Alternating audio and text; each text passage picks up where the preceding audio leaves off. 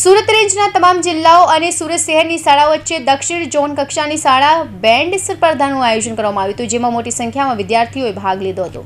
સુરત રેન્જના તમામ જિલ્લાઓ અને સુરત શહેરની શાળાઓ વચ્ચે દક્ષિણ ઝોન કક્ષાની શાળા બેન્ડ સ્પર્ધા શુક્રવારે એટલે આજે 26 સપ્ટેમ્બરના રોજ સુરત પોલીસ હેડક્વાર્ટરની બાજુમાં પીઆઈ ક્વાર્ટરની જગ્યાએ યોજાઈ હતી. તો આ સ્પર્ધામાં પ્રથમ ક્રમે આવનાર શાળાઓની કુમાર અને કન્યા વિદ્યાર્થીઓની બેન્ડ રાજ્ય કક્ષાની સ્પર્ધામાં ભાગ લેવા માટે જશે.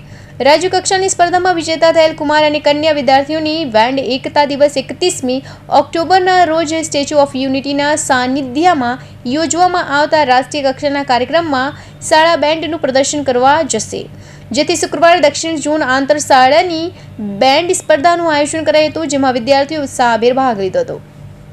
Bureau report, Hind TV news, Surat.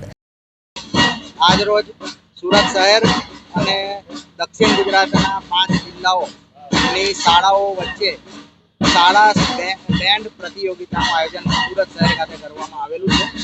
આ પ્રતિયોગિતામાં સુરત શહેરની અને સુરત રેન્જના સુરત, નવસારી, વલસાડ, ડાંગ આ જિલ્લાઓમાંથી કુલ 16 શાળાઓએ પ્રતિયોગિતામાં ભાગ લીધો છે.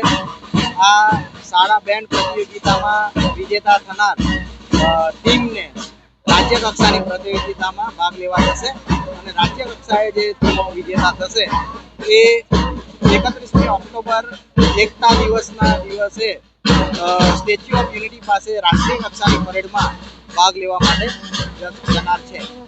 આજરોજ આ દક્ષિણ ગુજરાતની જે 16 શાળાઓ વચ્ચે બેન્ડ સ્પર્ધાનું આયોજન કરવામાં આવ્યું છે એ સુરત શહેર ખાતે ચાલી રહ્યું છે. કેટલા બચ્ચાઓ ભાગ લીધા છે અને કઈ રીતે આ પ્રતિયોગિતામાં કુલ 16 શાળાના 300 જેટલા બાળકોએ ભાગ લીધો છે અને એમાં આ પરફોર્મન્સ અત્યારે ચાલી રહ્યું છે.